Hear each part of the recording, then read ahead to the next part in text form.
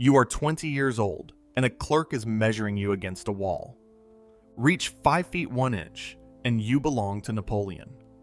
They will tell you today that inside every soldier's pack there is a marshal's baton, that the lowest peasant in France can climb to the top of the greatest army the world has ever seen. That promise is true. It is also the reason most of the men in this line will die. Weeks ago, you put your hand into a drum in the town hall and drew a number. It was low. Low numbers march, fall short of the wall, and you go home to your father's field and a long, ordinary life. You reach it. Of course you reach it. There is an old man near the front of the queue, too old to be a recruit, turning a folded paper he cannot read. Remember him. Level 1. The number. You are a fusilier now, a private of the line, the lowest thing in the army. And there are hundreds of thousands of you. 1 in 3 of the men who drew numbers with you were sent home. You were not. And here's the thing nobody warned you about. It is good. You are assigned to a squad of 8 men who will eat from the same pot. There is an iron kettle, and it belongs to all of you. And at night it holds a soup of bread and whatever meat and beans the day produced, boiled long and shared out equal. The man on your left snores. The man across the fire sings badly. You are hungrier than you have ever been, because a soldier of this army is nearly always hungry. And somehow, you have never felt so completely that you belong to something. That is not an accident. An army marches on its stomach. It marches on that feeling even harder. You do not know it yet, but you will carry that kettle for years. You will carry it long after there is anything to put in it. Level 2. The road. The stripe comes on a road, the way most things in this army come. You learn what this force actually is the first time you truly march. 20 miles in a day, at a pace of 3 miles an hour, 68 pounds on your back. When the emperor needs you somewhere, the numbers stop being human. In late 1805, Marshal Davout's men covered close to 70 miles in 48 hours and then walked straight into a battle without stopping to breathe. That battle was Austerlitz. You are there for it, on the 2nd of December, 1805. And it is the most terrible and most beautiful day of your life. When the smoke clears, 29,000 of the enemy are dead. You did that. You and the men from your kettle did that together. And in the days after, when a corporal takes a musket ball, they give his rank to you because in this army, the stripe goes to the man who earned it, and not to the man whose father bought it. A single gold chevron on your sleeve. You have started to climb. This is the part that gets its hooks in you. The ladder is real. You have watched it work with your own eyes. You are not the only one climbing. The old man from the recruiting line is in the ranks near you now, the one turning a paper he could not read. His name is Jean-Roch Coignet, an illiterate farm boy who ran from a cruel stepmother at 8 and drew his own low number 6 years before you drew yours. He is still here, still climbing. Living proof the ladder holds. Here is a detail they let you keep. On your left arm, one day, you will be allowed to sew a mark for time served. 1 chevron for 10 years, 2 for 15, 3 for 20. Almost no one in this army lives long enough to sew the 3rd. Level 3, the stripes. Sergeant now. There are men who eat from your decisions. Boys who look at your sleeve the way you once looked at Coignet turning his paper. Somewhere in the middle of all this pride, the arithmetic arrives. The promise was real. Several of the emperor's marshals had started where you are standing now. A poor man really could rise. That was the point. A pressed man deserts at the first river. You will not, because you believe you are climbing. The baton was never the reward. The baton was what kept you climbing, all the way up, into the places sensible men would run from. The men who rose highest were exactly the men the future was going to spend first. You sew the stripe on anyway. You are proud of it anyway. That is how it works. Level 4. The Bearskin. They call you into the Guard, and for a moment none of the arithmetic matters.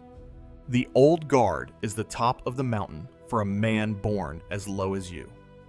To wear the tall bearskin cap, you needed 10 years of service and several campaigns behind you, and a clean record, and height, because the average Frenchman stood about 5 feet 3, and these towering men in their fur hats were built to frighten an enemy before a shot was fired.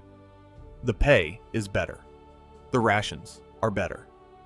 And you are given the strangest privilege in the entire army. You are allowed to complain.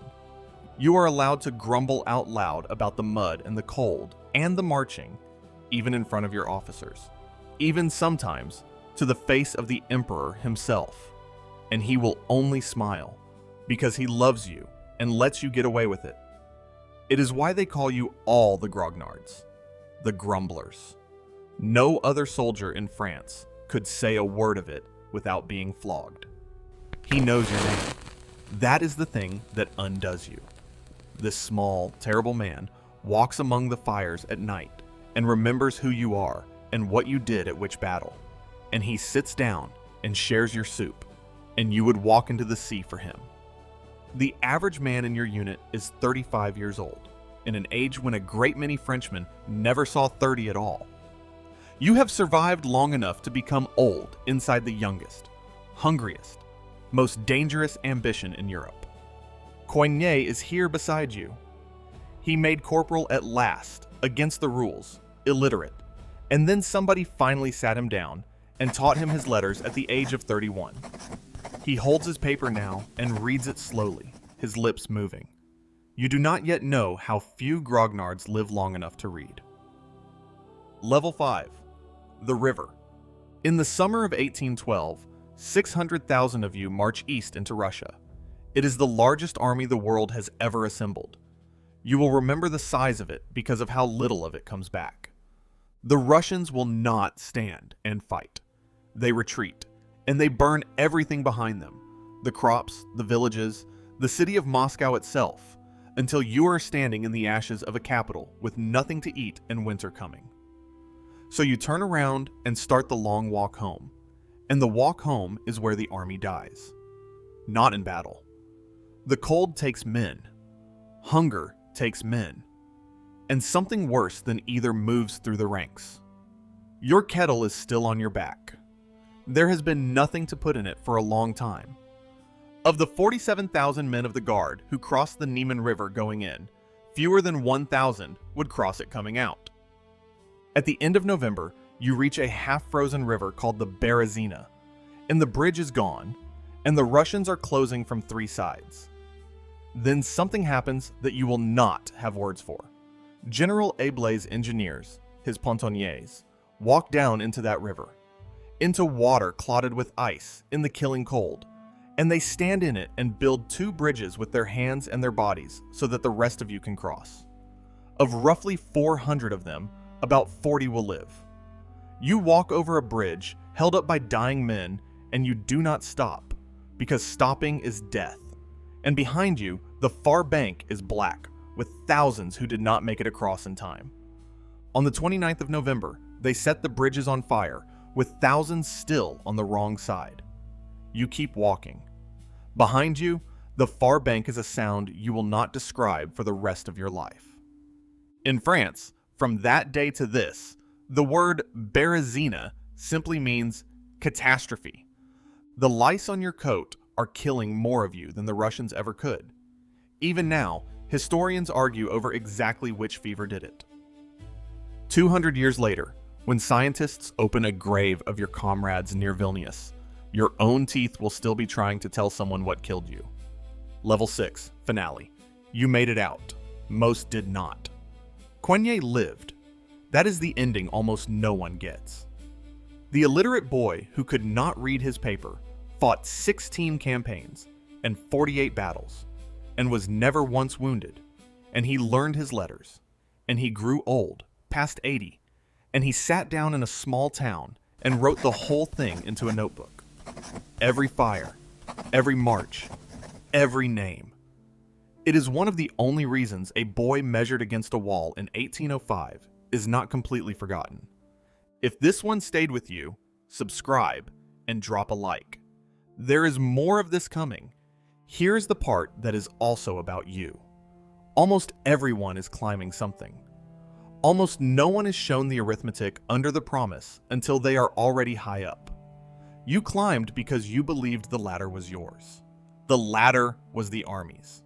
The promise and the price were the same thing, held out and paid at the same time. Somewhere in a French town hall, a clerk turns a drum, and a boy who has never held a rifle puts in his hand and draws a number. It is low. He does not know yet what low numbers do. He is already, this second, exactly tall enough.